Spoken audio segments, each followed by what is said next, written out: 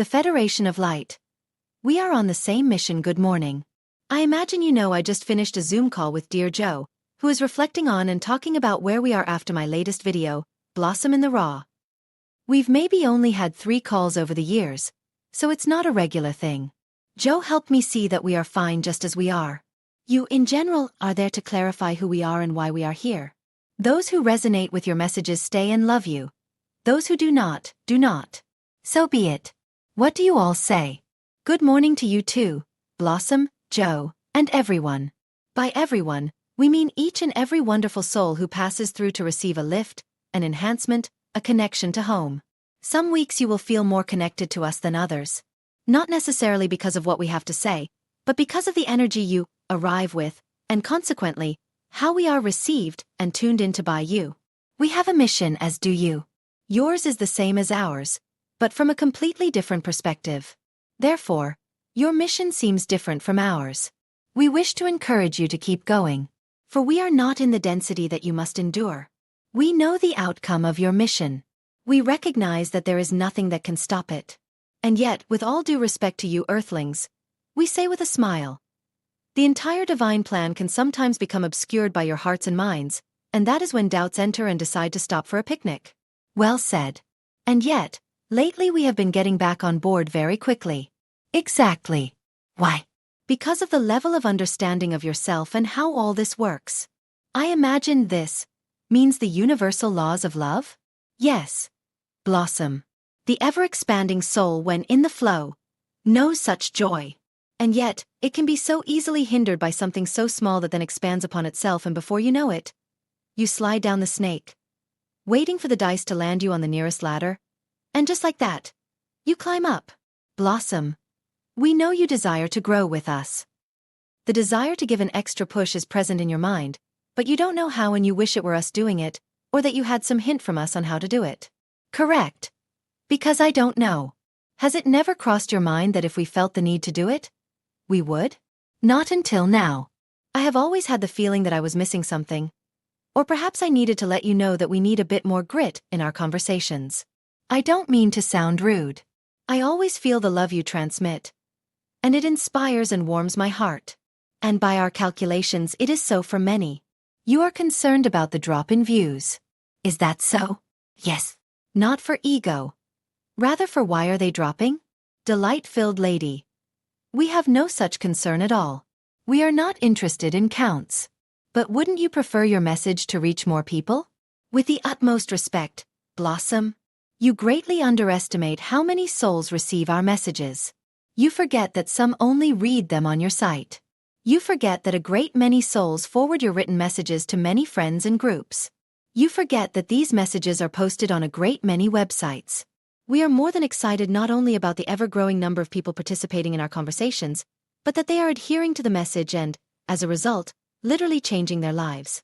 I hereby relinquish any concern. We knew you would.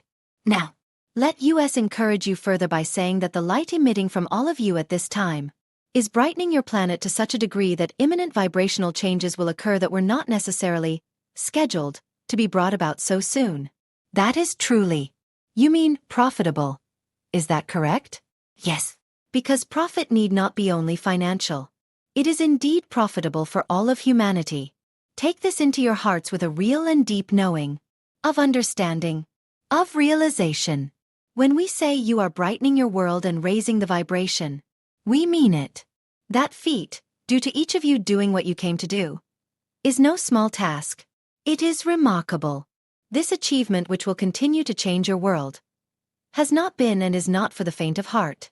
This has been accomplished because you, each one of you, are the strongest of the strong.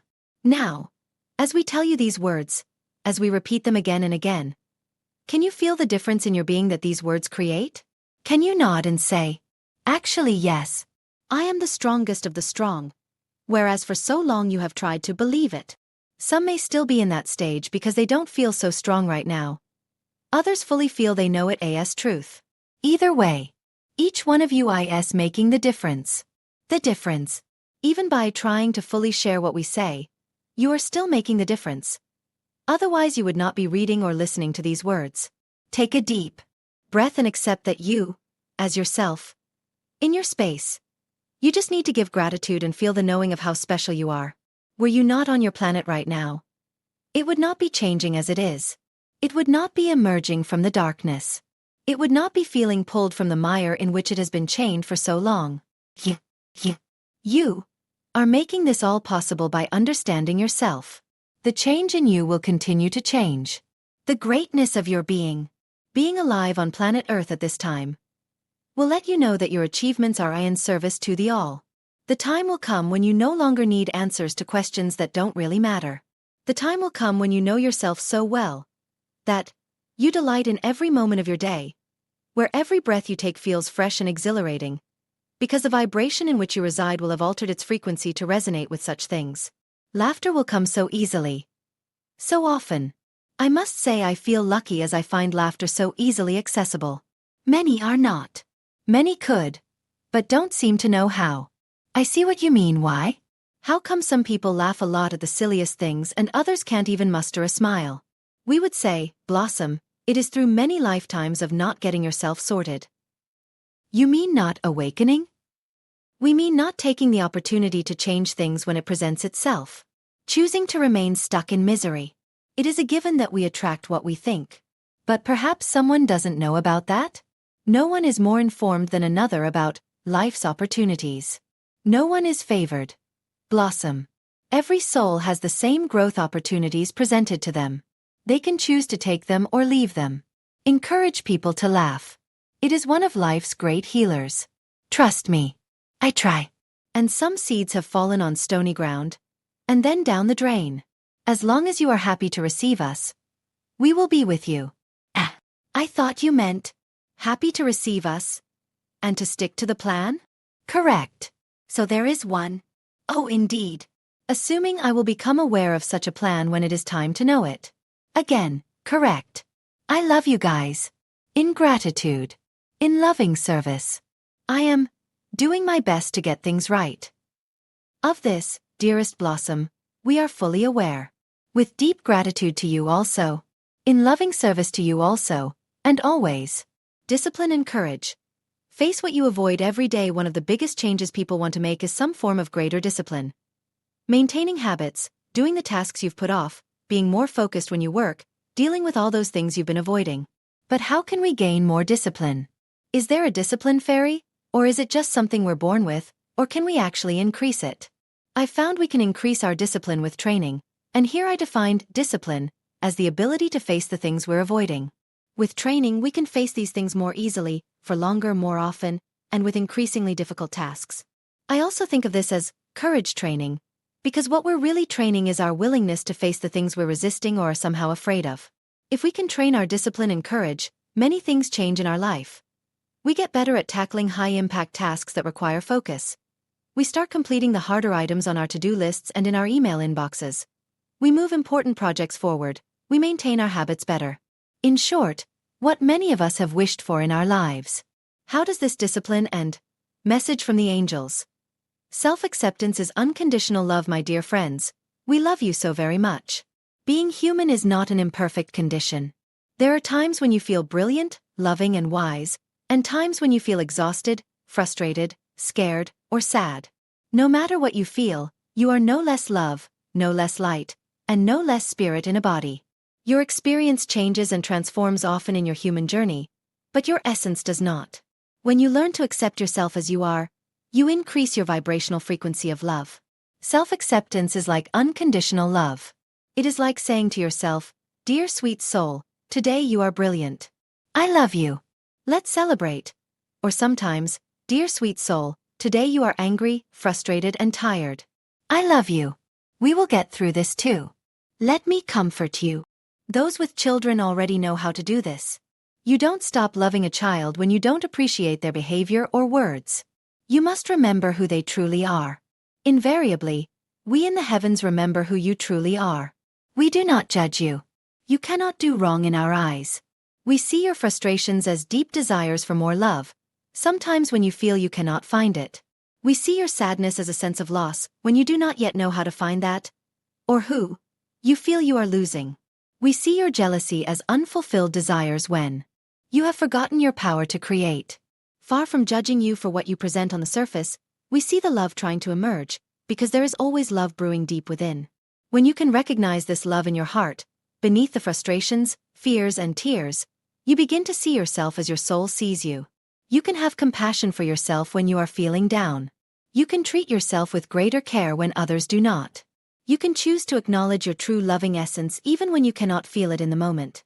In doing so, you choose to allow love to flow to yourself and you open to the flow of eternal love. Self-acceptance is the gentlest way out of a difficult emotion. Loving yourself through acceptance is how you transform most quickly. Berating yourself brings you down. Loving yourself lifts you up. So, the next time you feel you have failed, ignoring your resolutions, being unkind to another or yourself, or whatever else usually inspires self-criticism, stop.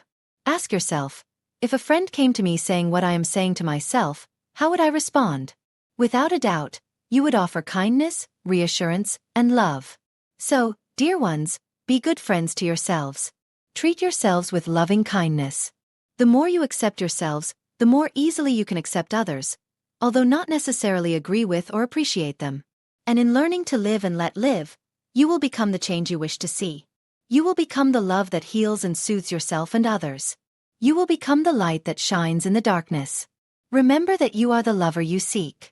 And when you feel your true loving essence, all will be right in your personal world. God bless you. We love you so very much. The Angels, Intuitive Astrology.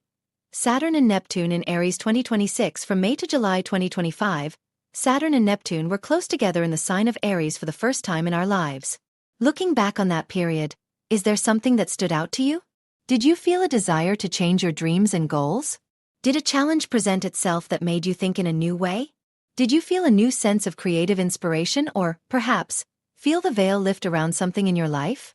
It's likely that whatever Saturn and Neptune were setting up in your life in 2025 was a subtle clue, a quiet hint from the universe about what lies ahead.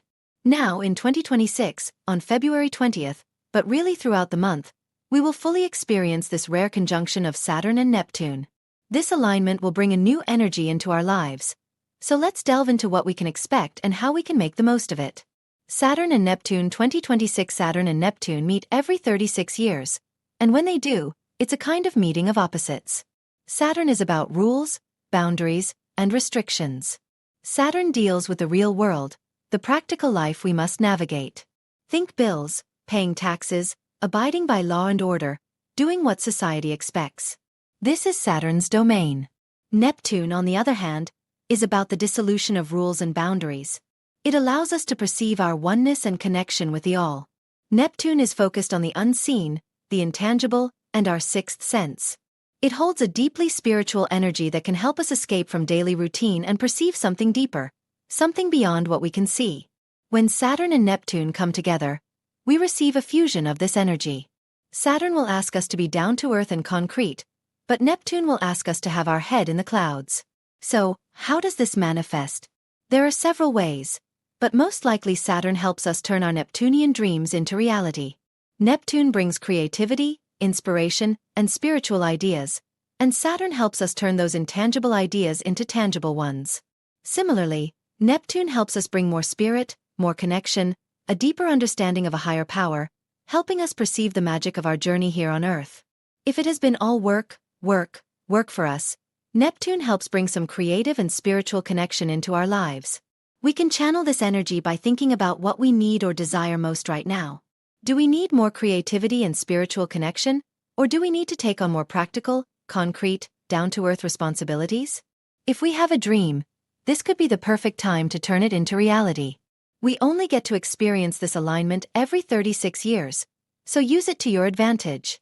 Saturn and Neptune meet in Aries. Although Saturn and Neptune meet every 36 years, the last time they met in Aries was in 1703, making this a unique energy to work with in this lifetime. Aries is the first sign of the zodiac and represents sowing seeds. This will help us amplify our dreams and goals and help us turn them into reality. It may also be that a new dream or goal is beginning to take shape, perhaps something we hadn't realized before. We may be ready for a change, or we may start to feel that something needs to change in our life. Aries is spring, new life, new beginnings, and the leader. It is fiery and wants us to take charge of our life. It doesn't want us to be afraid. It wants us to be warriors and champions of our own story. With Saturn and Neptune meeting at this time, we are encouraged to take charge and not let our fears hold us back. We may find ourselves wanting to try something new or opening up to new ideas. Saturn will move through Aries until April 2028, pushing us to slow down and be intentional with the seeds we are planting. Neptune will remain in Aries until 2039, so we will be working with this energy for a much longer period of time. Neptune in Aries will bring new spiritual awakenings and a deeper connection to spirit. How to work with the Saturn-Neptune conjunction. Here are some questions, prompts, and ideas to start working in tune with these energies. Even though we will feel the Saturn-Neptune conjunction energies most intensely in February 2026, you can approach these prompts at any time during the year. Set new goals and challenge yourself by dreaming big. Ask yourself which dreams and goals have seemed too far out of reach. Try to push past that and see possibilities where you saw dead ends. Where do you need to bring more spirit into your life? When was the last time you connected with your guides or loved ones who have passed? How can you feel more connected to oneness? Where do you need to bring more structure and routine into your life? How can you slow down and really focus on what is important, instead of spreading yourself too thin? How can you get real and face some uncomfortable truths? What are some ways you can become the hero of your own story? How can you move past fears and self-imposed limitations to bring more fire and passion into your life? Jeshua, remaining in love. Part 2. Like a river that inevitably flows into the ocean, humanity is progressing towards its mastery. Humanity is returning to God and to the starting point of its journey. This process is in full swing today and will continue until this moment is surpassed and humanity's arrival in the light is sealed. Events speak clearly, and the power of transformation has infected every form of life on Earth. You can already see that everything is changing, you can already perceive that nothing is left unattempted, and you are becoming aware that important tasks await both individuals and humanity as a whole.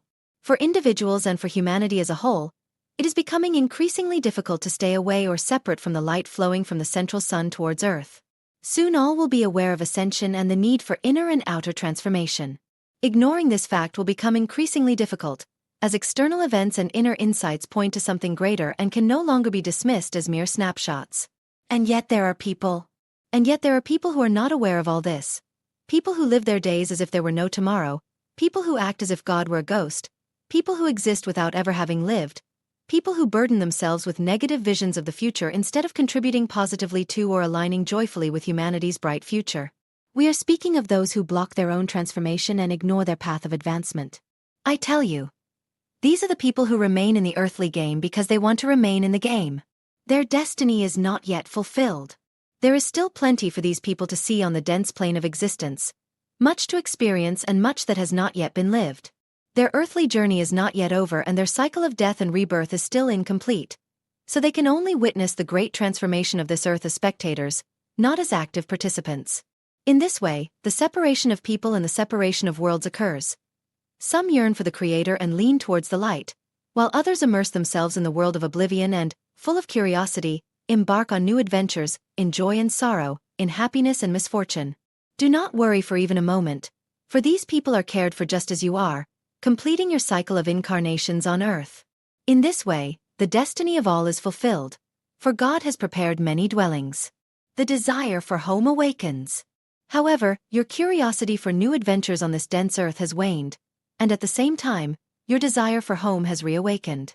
So, in this message I now address you, who serve the light and whom the light serves, you who have enthusiastically dedicated yourselves to your transformation and who, consciously or unconsciously, work and heal your mind, soul and body with the energy of the central sun. For the true event of ascension lies in the fact that Earth and humanity are nourished daily by an inexhaustible stream of light, which triggers the necessary healing processes and the awakening of human consciousness. This is the true power that now makes everything possible. This also explains why the ascension process and the processes of your clarification occur step by step and not all at once. Spirituality suited to everyday life, the light of the source and the new insights must be integrated, which means testing and anchoring every leap in consciousness in everyday life. Spiritual learning is lasting and substantial only if it is practical in everyday life. Receiving high energies is one thing. Retaining and applying them in practice requires time, practice, and dedication. That is why some people have the impression that much remains unchanged and that everything drags on unbearably. Some turn away from the path, lose faith, and before even fully committing, give up. The 3D world reclaims these people and a new cycle in the web of destiny begins. Because you wanted it that way. Dearest ones, as humanity, working with all its might for the light and dedicating itself with all its strength to the truth. Individual and collective tasks are entrusted to you here because you wanted it this way. Based on your decisions, your maturity, and your desire, you chose to make your unique and irreplaceable contribution to the healing of humanity and the ascension of the world in this lifetime. That is why you incarnated at this time in this quality and quantity. You are here for love, ready to live and ready to die, because you destined this for yourselves. All is right in a life where meaning is revealed. For humanity as a whole, it is now about each individual and each people living the experiences necessary for reconnection and healing. Each person and each people brings specific qualities, energies, and will to the healing process. It is work that cannot be done by anyone but you or your country. Architects of the new earth for current events, this means that conflicts which have always ended in wars, bringing destruction, suffering, and misery, now have, for the first time in known human history, a real chance of a peaceful resolution. The peoples of many countries are committing wholeheartedly to peace and are unwilling to be drawn into the abyssal political game of order through chaos. Ultimately, it is not about succeeding in preventing every war at this level, but about the fact that you have dedicated yourselves to this cause with all your strength. This makes you architects of the new earth. This is the spiritual test in everyday life. The people and nations that, as a whole, allow themselves to be impressed by the claims of dark power, that march side by side with the forces of cold light and yet are only their henchmen, will reap what they have sown and will find no place on the new earth. Just as individuals differ in decisions, desires, and aspirations, so too do entire peoples separate their worlds from one another. Worlds that will separate once the transition process is complete for all. Today we are on a path that will ultimately give every person and every nation the opportunity to make a definitive decision. After that, everything will follow its course. For some, the negative prophecies will have been fulfilled, while for others the door to a new bright cycle will open. How can humanity remain in love? JJK. How can humanity remain in love amidst all this activity? Jesus Christ. The answer brings you back to yourself. What emanates from you radiates through the surrounding environment, into the world. What you are has meaning. Therefore, your healing is fundamental. You can offer guidance to others without using words, through your purified energy field. The guidance people secretly seek, because they recognize the light within you and are touched by your bright vibration. It is an automatic process that does not drain your energy, but gives it to you, as it occurs quietly at the soul level, simply through presence. Just as evil and lack of light spread in the world, so too do goodness and light transmit through energy and vibration and are offered to people for them to carry out. The answer to your question of how humanity can remain in love is to set a living example of peace, dignity, and love. This has an impact far beyond your circle of acquaintances. You are a light bearer, a living torch of love, and a present or future master on earth. You are the part of humanity that makes the difference, or can make the difference. Thus we have arrived at the place where the transformation of individuals, nations, and humanity as a whole occurs.